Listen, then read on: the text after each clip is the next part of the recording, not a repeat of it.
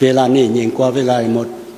การต่อสู้ระหว่างสองเส้นทางของสื่อมีความเข้มข้นขึ้นทุกๆมื้อทุกๆชั่วโมงข้าพเจ้าคิดว่าความจริงย่ำใดก็อยู่เหนือความบิดเบือนสัจธรรมย่ำใดก็ชนะอธรรมสื่อมวลชนย่ำใดก็ต้องอยู่ในสภาพเฮียนหูอยู่ในสภาพเกี่ยมพร้อมต่อสู้เพื่อให้ได้ศรัทธามาด้วยความสัจธรรมจากความเป็นจริง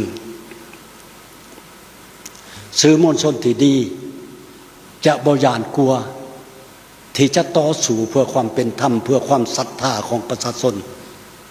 สื่อมวลชนลาวต้องผ่านพายใดบรรดาปัญหาที่เป็นอุปสรรค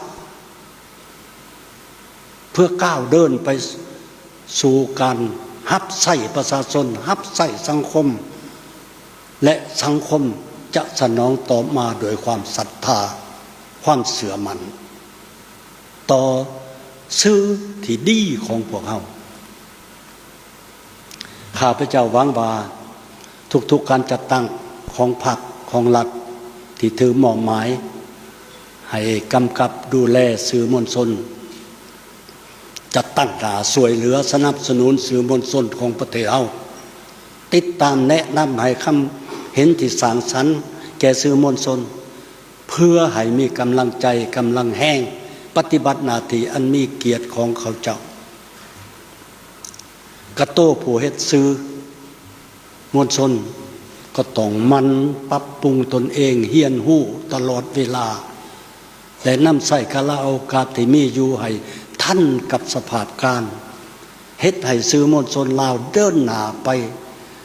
ไวกว่าข่าวปลอมคมชัดกว่าข่าวบิดเบือนแทงเข้าถึงใจของวัยหนุ่มและคนลาวก่อนที่อิทธิพลที่เป็นอันตรายจะมาถึงนี่คือว่าภารกิจและความรับผิดชอบที่และศักดิ์ศรีของสื่อมวลชนปฏิวัติในยุคใหม่